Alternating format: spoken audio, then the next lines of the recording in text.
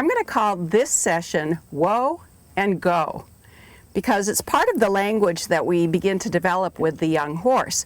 We need to know that they'll stop when we ask them to stop, and they'll go when we ask them to go. And this is really for baby horse aids. And you'll see in the session on the use of the aids a little bit more sophisticated alphabet that we'll be forming as far as teaching the horse our non-verbal language, our ABCs, which we will then put together to form words. But this is basic, just stopping and going. And I say stopping first because I like to know that I'm going to be able to stop for safety's sake, if nothing else. And in the use of the aid, you'll see that the predominant stopping aid that I use is the belly muscles and the lower back muscles. But with a young horse, that's a little bit advanced for them.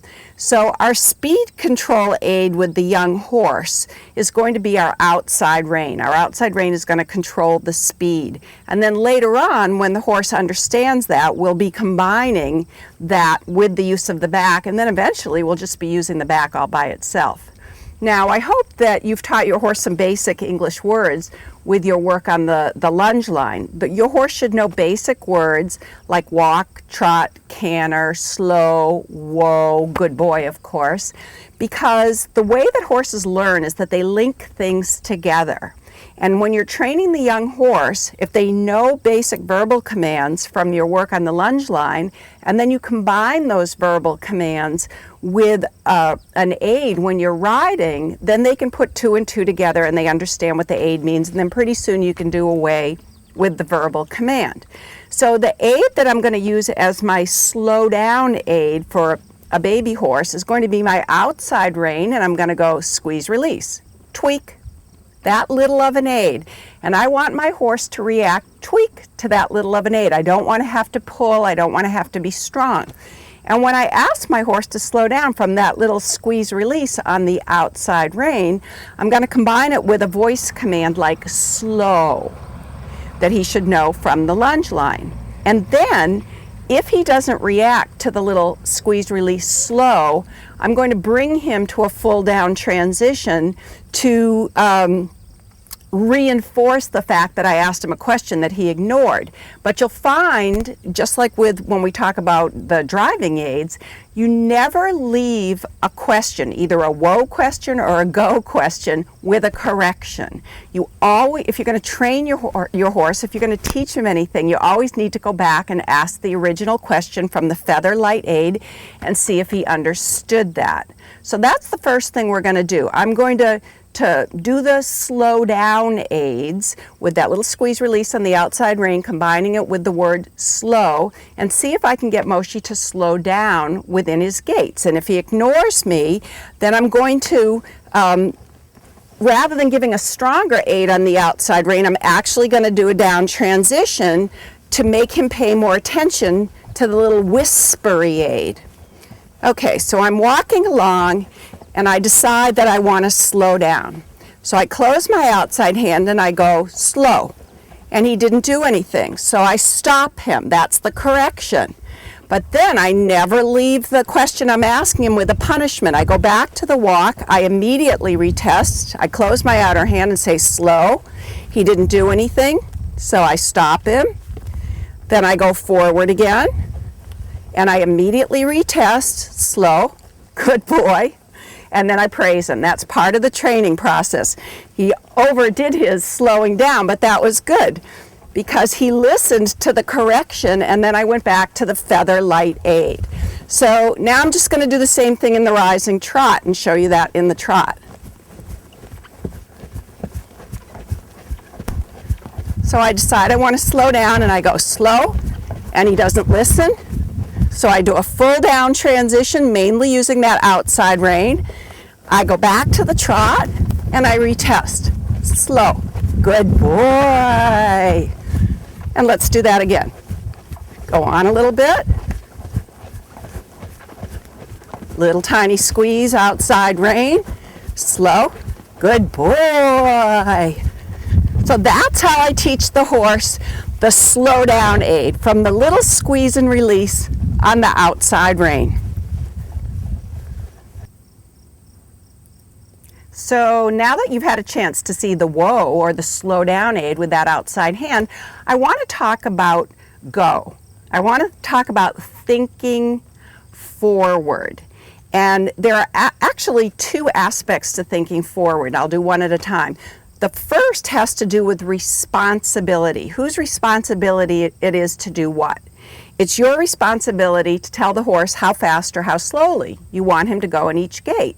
And then once you've told him how fast or how slowly, you should basically be able to take your legs completely off the horse's side, and he should then take on responsibility for the gait and keep going on his own.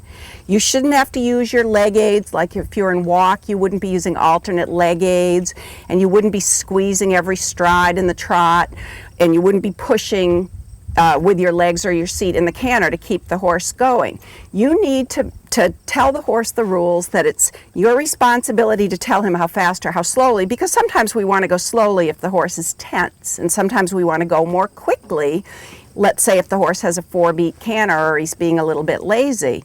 But then once you've decided how fast or how slowly, then basically you ought to be able to take your legs away, and he should maintain that energy all by himself. This has nothing to do with giving aids. I'm going to show you this segment of thinking forward first, and then we're going to talk about what you should be doing when you're actually giving aids. So here's what I want you to do at home. Just to test, to see if you've actually been helping your horse to go forward. If you help him to go forward and you help him maintain his energy and his gait, you're going to use yourself up. You're going to use up all your driving aids, then you're going to have nothing left to tell the horse to do something a little more complicated. Plus, you're going to be completely exhausted because you're taking on his job. So here's what I want you to do. I want you to get going in the walk any old way you can. If you have to kick him, or you have to give a little tap with the whip or whatever, get your horse in a very energetic marching walk. And then, once you're in that energetic walk, I want you to take your legs away and see how long it takes him to slow down. See, he just slowed down. And when he realizes you're not going to be giving him any aids, see how long it takes for him to completely stall out.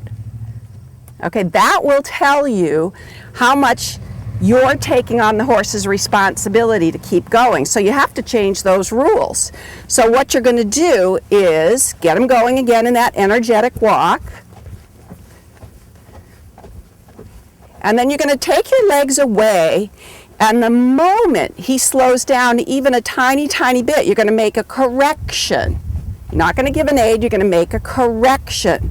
Now, the correction depends on the sensitivity of your horse.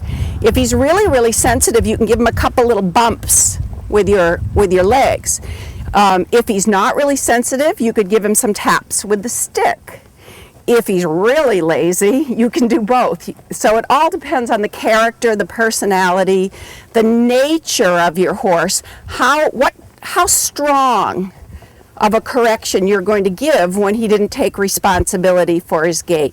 So now I'm going to take my legs away, and the second Moshi slows down, I'm going to give him a kick and really send him forward. Then I go back to the walk and I take my legs away. And every stride he takes, taking responsibility for his gait, I say, good walk. Remember, he should know these basic English words. Good walk, good walk. Good boy, Moshi, good walk. Be praising him for every step that he takes where he's taking responsibility for his gait. And then as soon as he cheats, like there he cheated a little bit, so I gave him a kick. That was probably too strong of a kick, because I do want to send him into the trot, but I don't want to scare him. And then I take him back to the walk. And as long as he's motoring along on his own, I go, good boy, good walking. You see, my legs are completely off his side. And it's not that I want you to ride with your legs off your horse's side, but in this little experiment, I want to be sure that you're not unconsciously cheating. And you would do that in all 3 gaits as a test. For example, I'm going to canter now, and then I'm going to take my legs completely off his side and see if he maintains his canter all by himself with no help from me. So he's cantering along, my legs are away, I'm not doing anything. As soon as he slows down, I give him a kick and slow him back down and say, good canter, good canter, good canter, good canter. So he feels like he could canter till the cows come home. All by himself, with no help from me. Okay, and ho. Good boy, Moshi. Good boy.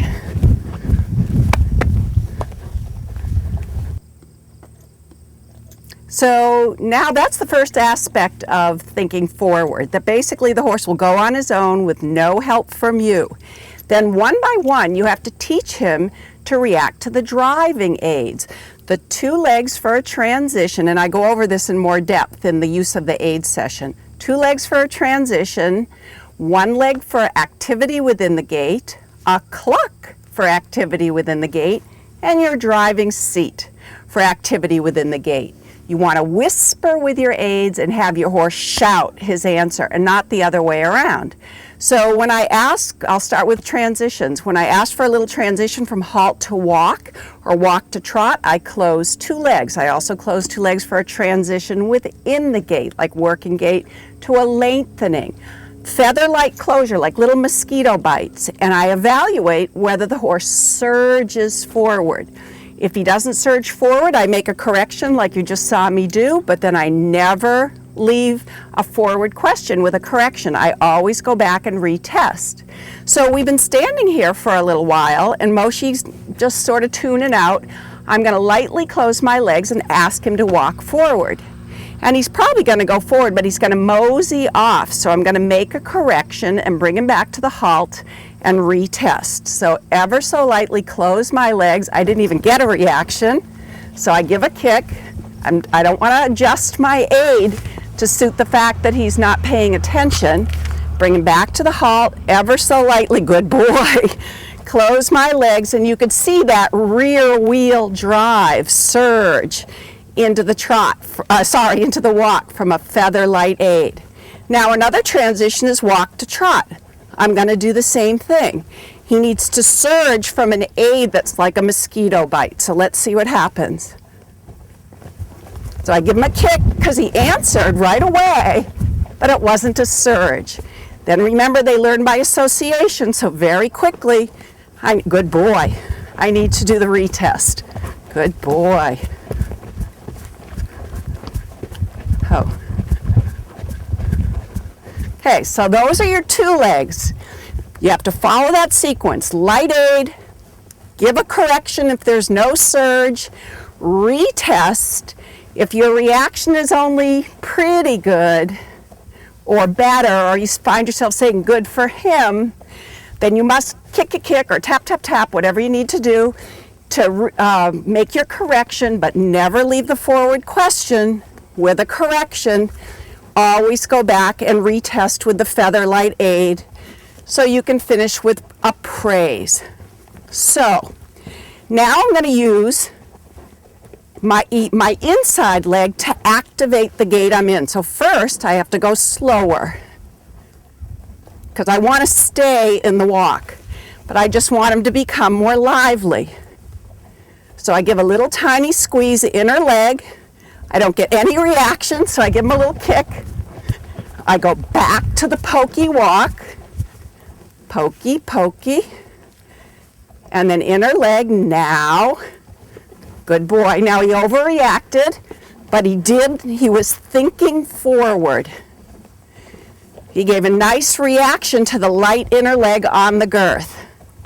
Now we do the same thing with the seat and with the cluck. The horse wasn't born knowing that those aids mean give me more activity in your gait. And you know from the use of the aids that the driving seat is to push the back of the saddle toward the front of the saddle. So I'm going to make the walk real pokey with my little outside rein aid. And when you do this, don't use any leg, because right now he's listening to my leg. And I need to be sure if he goes more forward, it's from my seat. So I do a pokey walk, and then I'm going to give a little push with my seat as if I'm pushing the back of the saddle to the front of the saddle to ask him to energize his walk. And he didn't answer enough, so I gave him a little kick. Come back to the pokey walk, and I retest. Good boy. Once again, he does an overreaction, but at least he's listening to my seat. Now, I do the same thing with the cluck. I'm going to do a pokey walk. I give one cluck. Good boy. To energize the gait. And he was very much in front of my cluck because of the rest of the work. But let's see if we can do that in the trot. Let's do a pokey trot. Nice transition from 2 light legs. Slow. And then I'm going to give one little cluck and see if he'll energize his gait. I'm not going to use any legs. Good boy. And that's how you train the horse, one by one, to be in front of each of the driving aids. So remember, there's 2 aspects to thinking forward. One is that when you don't give any aids at all, the horse maintains his gait. Then one by one, you use your 2 legs for transitions, inner leg, cluck, and driving seat to activate the gait you're in. If with any of those aids you feel like you want to squeeze harder or repeat the aid, don't. Make a correction, then go back and retest with the light aid.